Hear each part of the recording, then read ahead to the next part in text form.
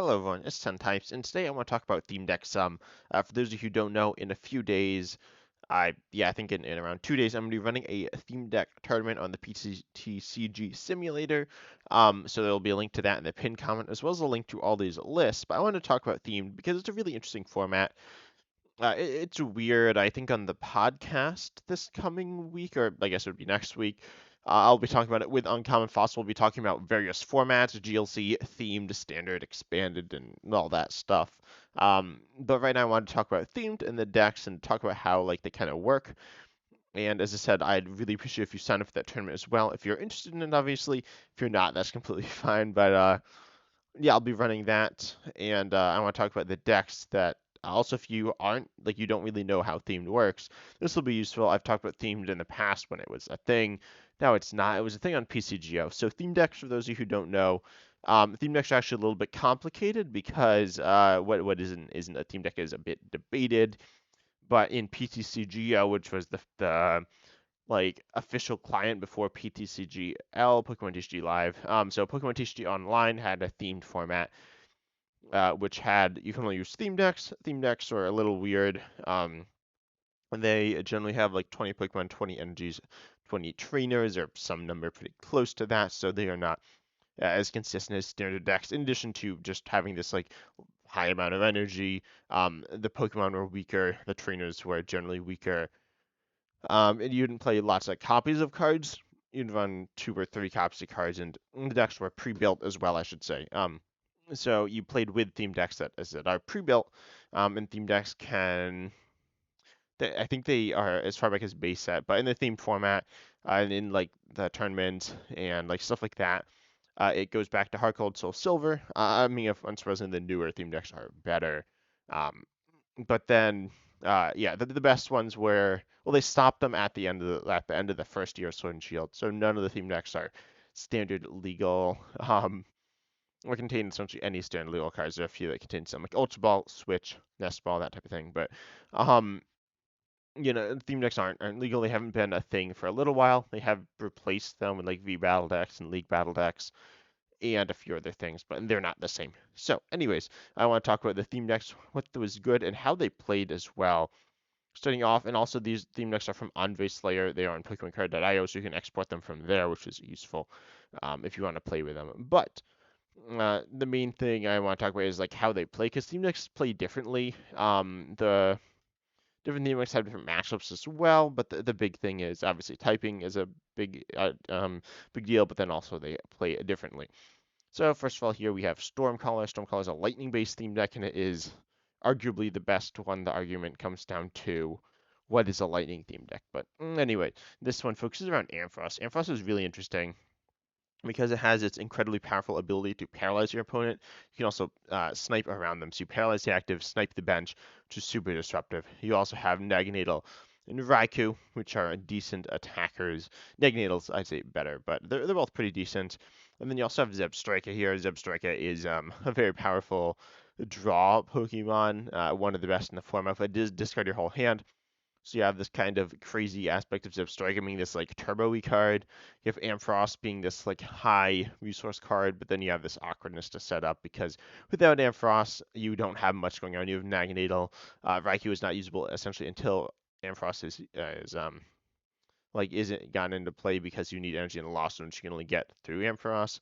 But the main idea here is to set up Ampharos, and that's like you're all in on that. But it's super powerful once it's set up.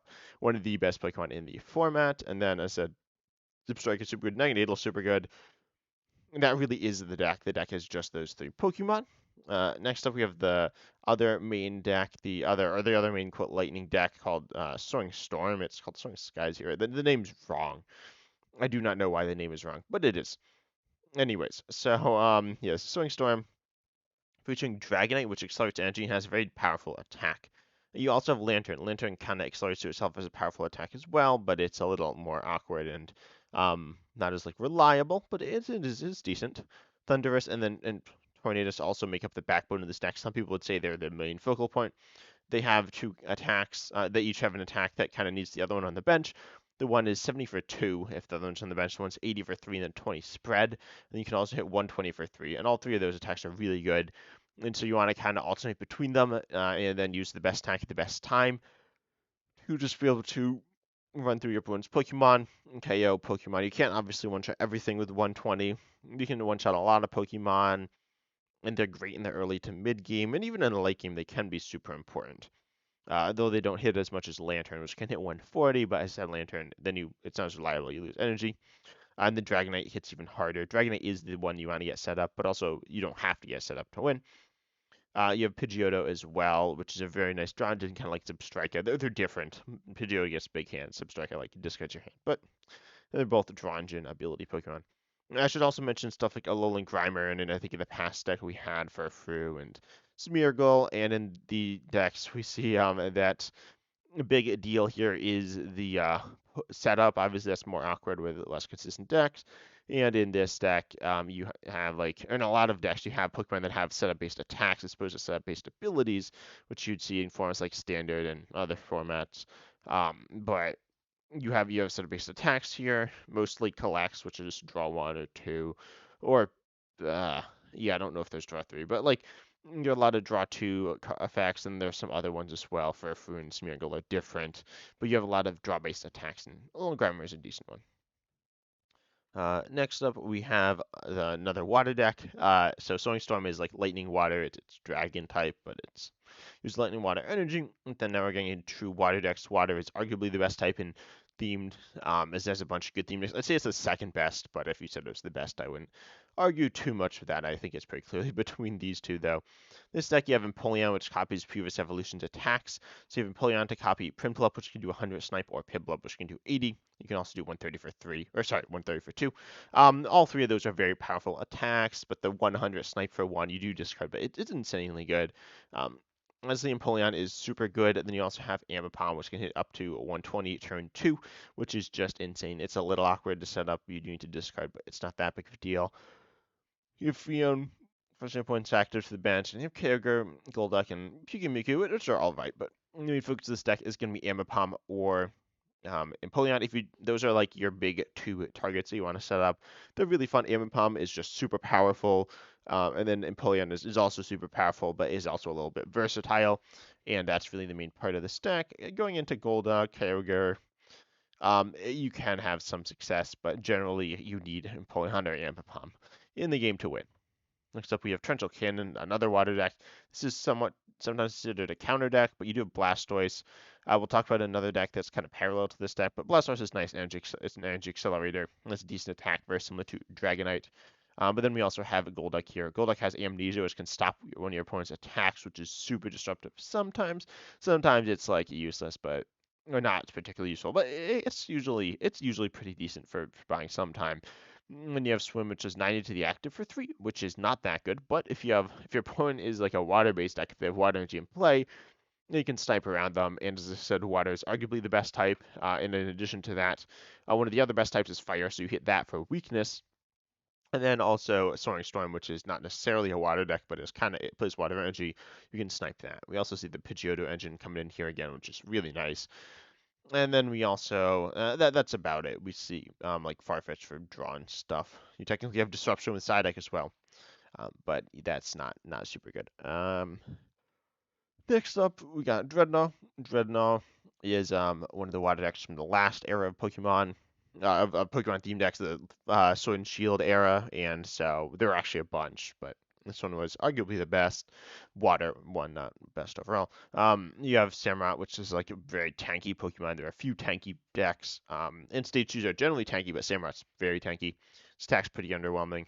It's not that bad, but it's not that good either. Then you have Dreadnought. Dreadnought is one of the quote big Pokemon, which is bad usually.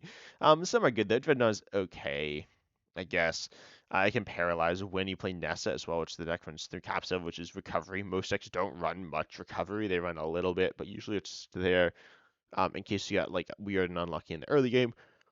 But then you also have Barraskewda, and you have there's Arrokuda.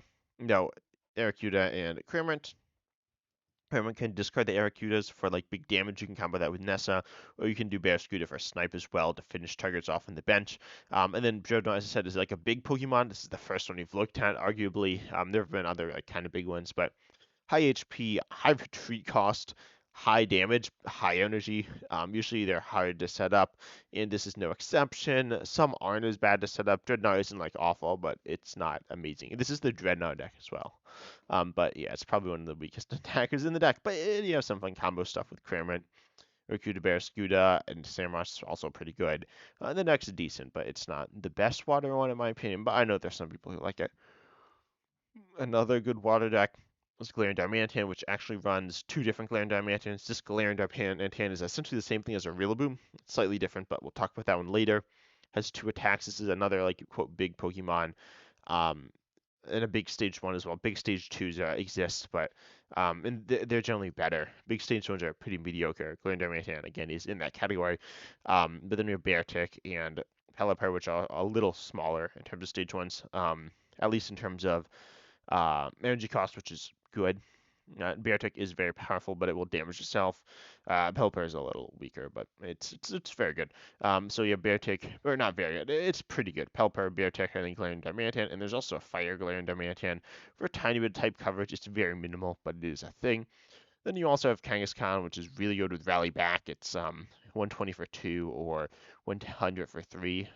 Rally Back only does that 120 for 2 if one of your Pokemon is knocked out last turn. So you probably survive a hit, then go in with Hammer In. This deck also runs Birdkeeper, pretty good card, and Turbo Patch, also pretty decent. The deck's decent. I think it's a bit of a sleeper pick. Very few people play this, but it is pretty decent.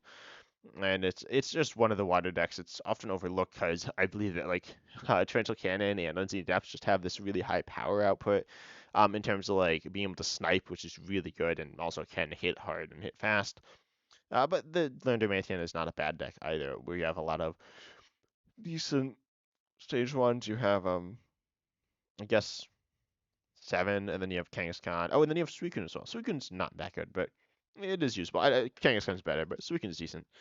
Next up, we have Relentless Flame, though. Relentless Flame is arguably the best next to Soaring Storm. There are other ones that are also very good, but that we'll talk about. But generally, the decks that I regard as the best are Relentless Flame and Soaring Storm. But Relentless Flame as Charizard, pretty much what this does is it just like one-shots everything. That's like exactly what it does. It like won't ever be stopped. It is a little awkward to KO, but not that bad to KO, and it does damage itself like powering up, but it is very good. And then Nidoqueen also can be very hard hitter, but also has this ability that searches and like sets you up. So you have that, and you have the third attacker, which is or the third like damaging attacker, which is Rapdash, which is also very iconic. Which has its 60 for 2, which is obviously not that good, not like horrendously awful, but not that good.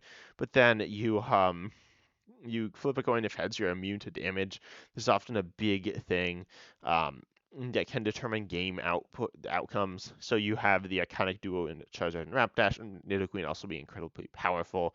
Potentially, Nidoqueen needs like a lot of stuff, and you need to manually attach, but it can be pretty good. The deck's very strong. It is pretty consistent and like powerful and stuff. So yeah, a very fun deck and a very powerful one here. The other Charizard deck, called the Charizard theme deck, is arguably the best theme deck from the Sword and Shield era. As said, most are from Sun and Moon, but there are some from Sword and Shield. That's this Charizard with 170 HP, which is super tanky. And then you also have a very decent attack. You can do more for like Leons, which also buff damage. But then you also have a draw ability that like kind of digs through your deck. You can actually deck out, but a pretty good attack, or a pretty good ability, mediocre attack. I'd say it's a decent attack, and then you have high HP.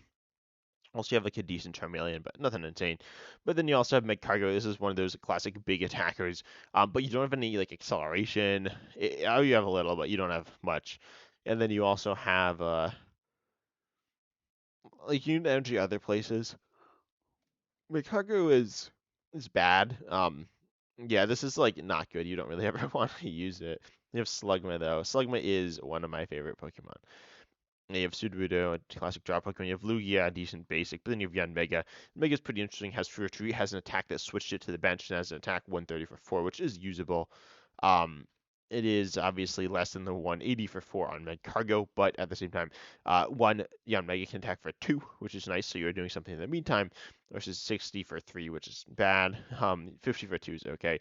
And then you also have you're not discarding all your energy with Magcargo, so Yanmega is pretty nice. And also gives you type coverage. Meg Cargo, if you are against a fire weak deck, it can be decent, but for the most part, you want to go with the odd Mega. And you have Charizard, and that's about it. And Sudowoodo, of course, any setup Pokemon as well. The other very good fire deck, I mean, there are a bunch, but I'd say Cinderace is very good. You have Cinderace, honestly, just have like a bunch of decent attackers as well, kind of like Laren Darmanitan. Cinderace, Drampa, Double, Ninetales are all pretty decent. None of them are really ever bad options. Double also is like a little bit tanky for a stage one. It's a little bit tricky to play. It's one of those, like, I describe it as a mid-range attacking deck, um, which is not the same amount of damage. Mid-range in stand is like 200 or like 180 or something. Mid-range in themed is like 60 to like 100, maybe even less than that. Maybe like 50 to like 90. But like mid-range attackers, like you have double. Double's not exactly a mid-range attacker, but you have like Ninetales and Drampa, which are like mid-range attackers, two strong attackers. And then you have like Cinderace, which can hit really hard.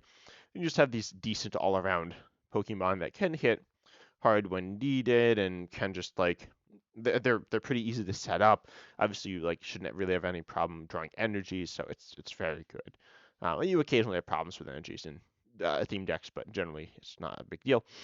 When you have Blazing Volcano. Blazing Volcano is kind of complicated. A lot of moving pieces here. You have, of course, like setup pieces like Smeargle, and then you have like Shuckle. Shuckle's weird. You have Heracross, which is a stage, or it's a basic, but needs a stage two in play. But then you have Blaziken, which accelerates. Normally this would be good. It's okay, but it's a stage two to accelerate, and it's only like one. So attack's okay.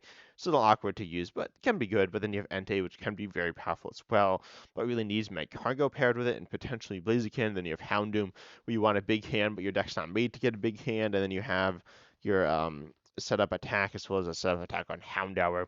I said make cargo to like with smooth over to search and like set up. You have Shuckle to potentially power stuff up. You have a lot of weird moving pieces, as I said, but it is it's good. It's kind of complicated. It runs Guzma. It is like essentially the only theme deck with consistent gusting. A few, I guess, I skipped over the fact that Cinderace has Pokemon Catcher, but Guzma is better. And so you have that, and then you have access to your different supporters, but you need to use Magcargo well, and it's a pretty cool deck though.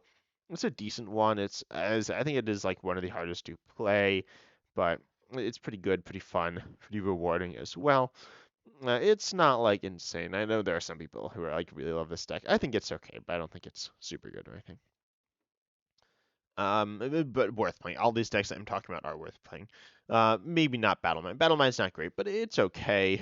You have your like different attackers, which are all pretty good. You have Incineroar, which like buffs damage. You have Darmanitan, which can hit pretty hard. You have like 110 for two is, I said 120 for two is a good. This is much less consistent, but you have Welder, you have Salazzle, you have like Turtonator, you have all these really good cards, and Mewtwo as well as good. Cynthia, Fisherman, you have just a stack set of cards. So when you pop off, you just pop off so hard. You don't pop off that often, but when you do, it's super fun. It's super powerful as well, and you can just like one shot everything. It's a pretty fun deck. Except with Rillaboom, though, with Fire being so good, Grass is not so good. It does hit weakness on some water decks, but not that many. And there aren't like dark decks, and there are a few fighting decks, but they're they're not as common, and they're not all weak to Grass either. Anyway, Rillaboom, I mentioned Glen Darmanitan earlier. Rillaboom has essentially the same attack. It's pretty expensive, but it is payable. The main thing you want to do here is Eldegoss and Gossifleur. Gossifleur's Call for Family for 3 is insane. I normally haven't been talking about the setup Pokemon, but Gossifleur is super good. And then Eldegoss to accelerate, it is an attack, but it is very good. You can accelerate to Rillaboom, Snorlax, or the classic flipping Maractus. And then you also have a Whimsicott with another coin flip based attack, but then you have just 50 for 1, which is not that bad by any means. It's actually pretty good. It's a card that I think I underuse when I play the deck. But Rillaboom is the grass deck. It is kind of, it's always been viewed that way. It's not an amazing deck. I mean, it's pretty good actually, but it's pretty bad against fire. We do have Snorlax, but obviously that's the only it's the only non-fire weak card in the whole deck are fire weak Pokemon. And fire and like colorless attacker and doesn't hit a weakness. So it's not the best against fire, but it's a very good deck. You have Pokemon Center Lady and Potion for Healing as well. So it can be tanky. Oh, and Velu has 190 HP as well, which is more or less the biggest HP in the format, which is good. Next up, we have Towering Heights. This one's a little weird because it has or I guess it's not that weird. It has some kind of weird dynamics. It's kind of basic focus, but it's also like has multiple stage 2 lines. But you have Garchomp, which is a very good stage. It's a very decent stage 2, potentially like super powerful and can like lead comebacks when used well. Has Fruit Tree, which is always nice, and it is like a very reliable attacker. But not necessarily like the superstars like Charizard or Dragonite or Empoleon or anything. And then you have Groudon. Groudon accelerates and can hit hard. It is very important to winning games, but also awkward to use. It is expensive, can't attack back-to-back turns, and you don't have that much switch. I mean, you do play 4 copies. You have 2 switch, 2 Tantalizer, but it's still kind of awkward. Next, you have Mew, which has Bench Barrier. Bench Barrier can be super nice because it stops bench damage from your opponent's Pokemon. I mentioned earlier Tornadus and as well as Empoleon copying Prinplup. And I'm sure there have been, well, I mentioned Glenor Manatan and Rillaboom as well. That's not a huge deal, but it is a factor. As I said, this is a fighting deck. Some of your Pokemon are weak to grass. Like Garchomp is, oh yeah, Garchomp, Groudon, and uh, Palpitoad are. Passimian is not, and Throw is not, though. So you can definitely beat grass decks. It's not like impossible. It's a little awkward, though. But yeah, you have Mew, which also has an attack Psi power, which places 3 damage counters on their opponent's Pokemon any way you like, which is potentially useful. It's pretty awkward to use, but can be really nice. Because obviously it doesn't do a lot, but when you can like spread and essentially save a turn. Uh, Palpito does 60 for 1 and does damage to your bench, so you have to deal with your own bench damage as well.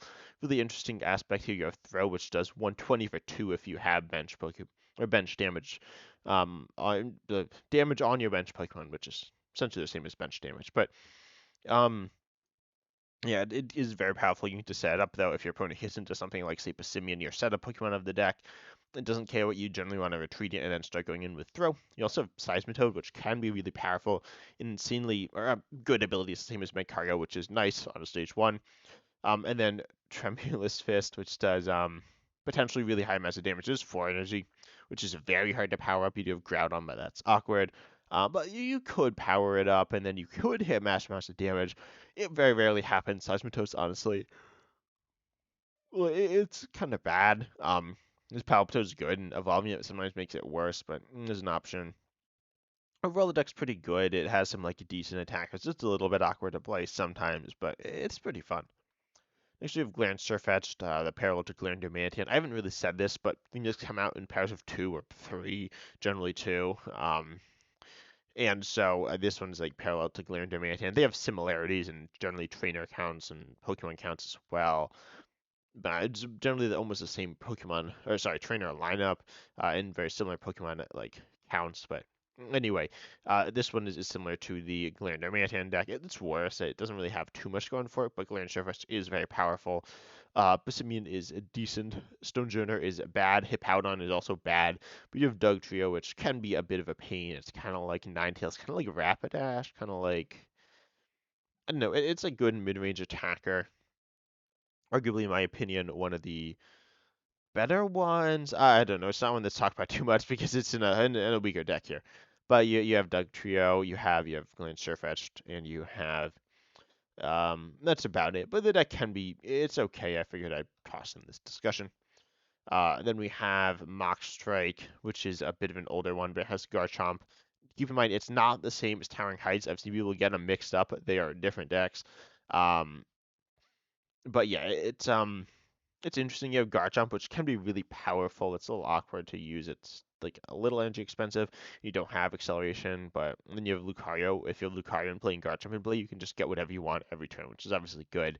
It's honestly not that good because usually by that point you're in a very good position, or you've like lost. But it can be good. And then you have Gumshoes as well, which is pretty decent. It does 100 for 2 if your opponent has a Pokemon in their hand, but then obviously they're going to try to avoid that if they can. So yeah, you have you have some decent attackers here. Yeah, I mean Garchomp's pretty good. Gumshoes is very decent, potentially very good. Lucario could be very good. Hippowdon is also bad. I think it's worse than the other Hippowdon. It's not like that much worse, but it's really bad.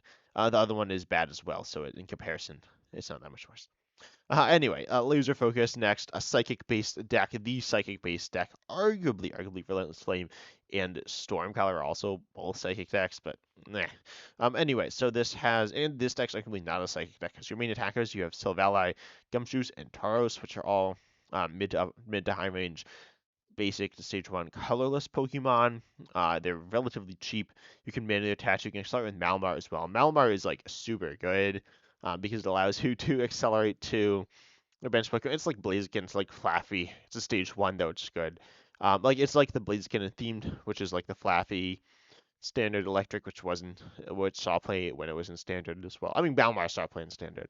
But you can accelerate to Necrozma, Gumshoes, Valid Tauros. Udno actually has some utility as well. It's like you draw, it has an attack that also heals. It's potentially useful.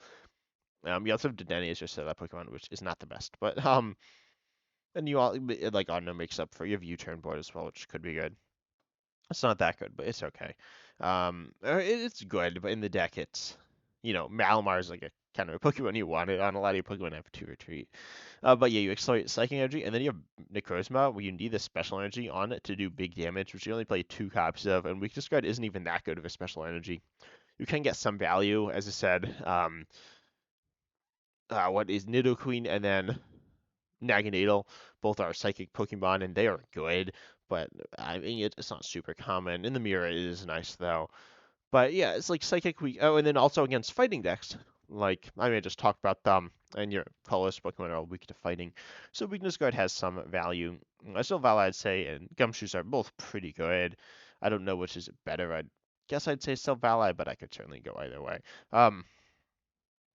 Actually, no. So valid is, hmm, yeah, I don't know which one's better, but they're both pretty good. And then Necrozma can be really good. Malamar can be really good. So you have some decent value. The deck's a bit inconsistent though and doesn't really set up super well. Lastly, we have Zamazenta. Zamazenta is a pretty interesting theme deck. You have Zamazenta itself as well as Duraludon, which is probably better. They're different, but both pretty good. Duraludon accelerates, which is really nice, and then Zamazenta can wall, so you have a bit of tankiness there. You have Ferrothorn and Bisharp, which are both pretty decent stage one attackers. And then you have Corviknight. Corviknight is the tanky Pokemon of the themed. It has 170 HP, but then when you attack, you can discard energy to essentially to take 100 less damage. So essentially, you're at 270. You're almost impossible to KO, but you do need to discard 2 energy, which is awkward. So a big part of the deck is setting up a big Corviknight. The deck can struggle against fire and lightning decks, but because you do have that split weakness, both matchups are winnable, but they're also both awkward. So you have a really interesting, really powerful deck here as well. Let's see any other decks. These are by the decks in Andre Slayer, which are linked down below, are not all theme decks, and the theme decks don't all say theme deck. I'm gonna look to see if there's anything that is like particularly good. Yeah, I didn't cover. I don't think there really is. There is, let's see, Rocksteady is, which one is this? Oh yeah, this one I played. It's not that good. Um, and like Ring of Lightning is older. There are a bunch of older ones which aren't good, unfortunately. Um, they have a few have cool Pokemon, but most just are bad. And then PCGO, they were good for picking up cards that you might need. Mental Might is a classic. Oh, I didn't talk about the online exclusive ones. There are some online exclusive ones. They're all like bad, um, but they do exist. I guess in like a theme tournament, you could play them if you want. I would not recommend it, but yes, you could. Then let's see what else we got. We got Lightning Loop. Lightning Loop was like notoriously bad. Imperial Command was decent, parallel to Mach Strike, and arguably just as good. But again, Mach Strike wasn't that good. Lightning Loop was like the weakest of this like late Sun and Moon era theme decks, like by a long shot. Dodrio is an okay Pokemon.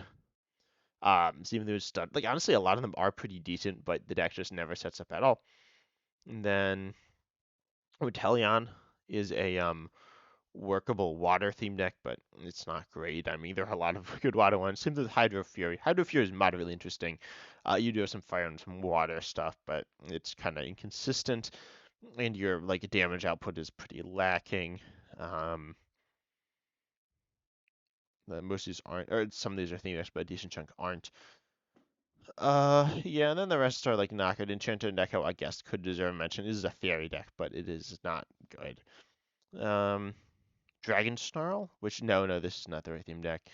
Anyway, these are the theme decks. I don't know if this has all of them. Destruction Fang is a Darkness theme deck. It's like the Darkness theme deck, but again, it's kind of bad. Um, we have, oh yeah, Crushing Current is one of like the starter theme decks in PCGO, which I think might have changed. They were kind of weird. They like changed as you like got stuff. They're not that good though. Like this deck doesn't really have much good going on in it. I think that's about it. I'm trying to see if there is anything else that I've forgotten. There's a deck with Sceptile, which I don't think I've seen yet because this person also has like their own decks. But anyway, there are some good. There are a lot of really interesting team decks. As said, I'd really appreciate if you join the tournament. Of course, you don't have to, but I don't think I'm going to stream it. I'm running it. I'd love to like live stream it, but I don't think that's a possibility. But anyway, I hope you enjoyed the video. If you did, consider subscribing because that helps out the channel a ton. And if you enjoyed it, also like, comment down below, all that good stuff. And as always, I'm excited to see you in the next video.